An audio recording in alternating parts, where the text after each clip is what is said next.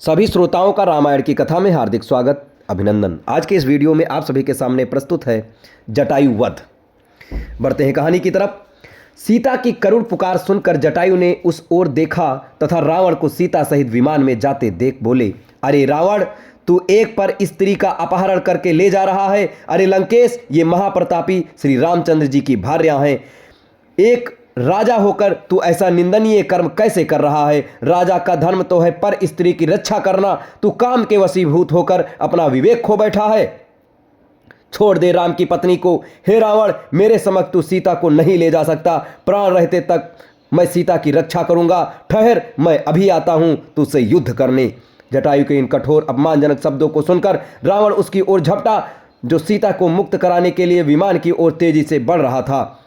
विशालकार दो पर्वतों की भांति वे एक दूसरे से टकराए। क्रुद्ध जटायु ने अपने पराक्रम से 2 बार रावण के धनुष को तोड़ डाला, उसके रथ को तहस नहस कर डाला और रावण के सारथी का वध कर डाला। उन्होंने मार मार कर रावण को घायल कर दिया। घायल होने के बाद भी रावण वृद्ध और दुर्बल जटायु से अधिक शक्तिशाली था।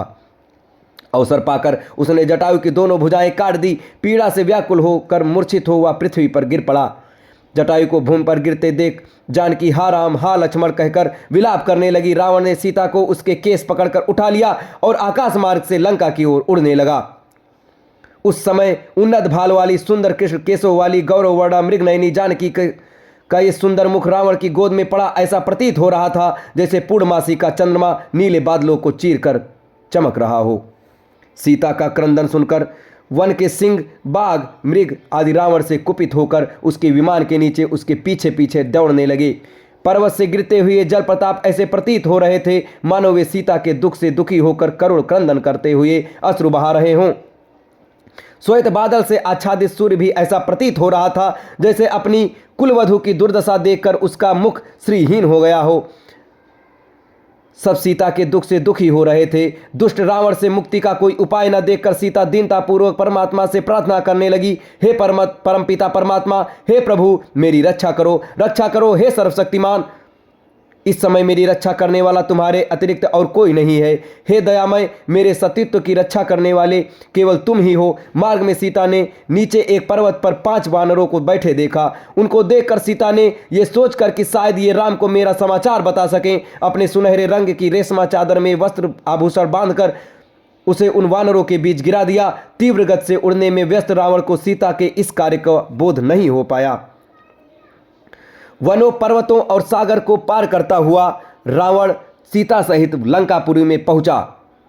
वहां उसने सीता को मैदानों द्वारा निर्मित सुंदर महल में रखा और क्रूर राक्षसियों को बुलाकर आज्ञा दी, मेरी आज्ञा के बिना कोई भी इस स्त्री से मिलने न पावे।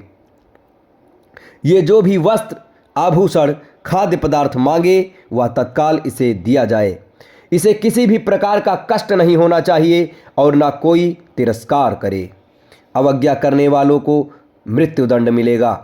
इस प्रकार राक्षसनियों को आदेश देकर अपने महल में पहुंचा। वहां उसने अपने 8 शूरवीर सेनापतियों को बुलाकर आज्ञा दी, तुम लोग जाकर दंडक वन में रहो। हमारे जन स्थान को राम लक्ष्मण नामक 2 तपस्वियों ने उजाड़ दिया है।